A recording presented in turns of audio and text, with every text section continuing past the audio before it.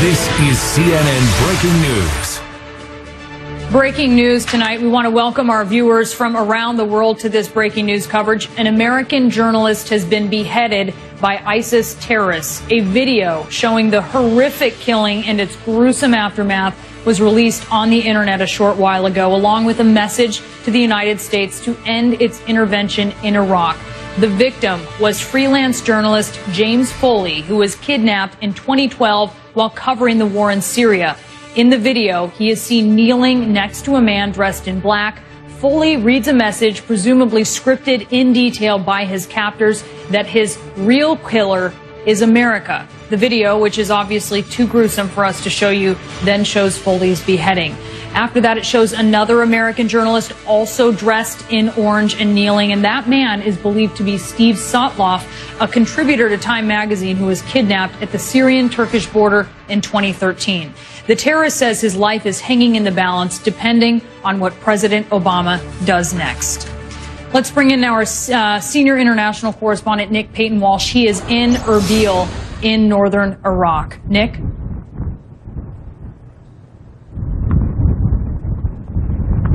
Brianna, James Foley was kidnapped in November 2012, a comparative long time ago, when the Syrian civil war was underway near a town called Taftanaz, Binish, whilst coming out of an internet cafe. Now, it was unclear at that time who had taken him, and back then, ISIS, as it's now known, didn't really exist inside Syria, and less so in its current form in Iraq. So clearly within the 636, if you count today, days in which he was held in captivity, he changed hands within the underground that functions as sort of Syria's kidnap business. There are a lot of Americans, it seems, have been held at some point, or other foreigners, by the various different groups that make up Syria's rebels at times, some of them more criminal, some of them moderate.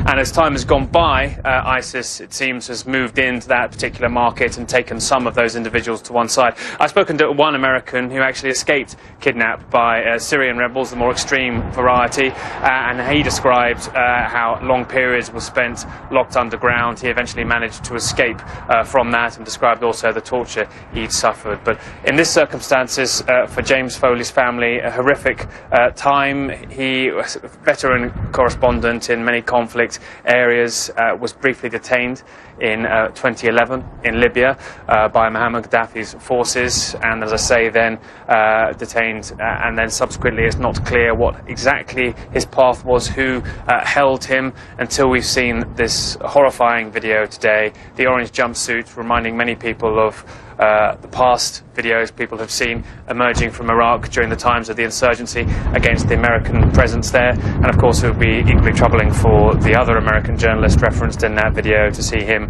also in an orange jumpsuit. A deeply troubling moment, I think, for many of the journalists who've been covering this conflict for quite some time, to have known that our friends and colleagues have been held by ISIS and then released, some of them still held now.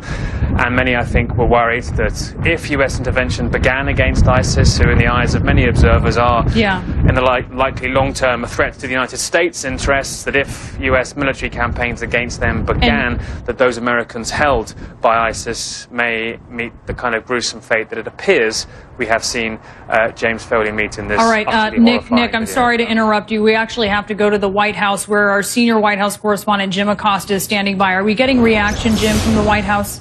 Yes, Brianna, it is brief, but the White House says at this point intelligence community officials are trying to confirm that this is indeed the killing of journalist James Foley. But let's go ahead and put a statement on screen if we have it. If not, I'll just read it in terms of what the statement reads from this White House spokesperson, Caitlin Hayden, out of the National Security Council. It says, "We have seen a video that purports to be the murder of U.S. citizen James Foley by ISIL. The intelligence community is working as quickly as possible to determine its authenticity. If genuine, we are appalled by the brutal murder of an innocent American journalist, and we express our deepest condolences to his family and friends. We will provide more information when it is available." And Brianna, in just the last couple of seconds, I pinged them back to find out whether or not it has been confirmed. They're just not at that point right now. But one thing we should point out, President Obama has just landed on Martha's Vineyard to resume his vacation there. We are not expecting to hear from the president on this at this point, but of course, all of that could change. We've seen that over the last last several days with this president on his vacation. It hasn't been much of one, and he's been forced to come out in front of the cameras and talk about things that have been developing, not just in Ferguson, but in Iraq as well. James Foley is a journalist, and he is also an American. More importantly, Jim Acosta, thank you so much.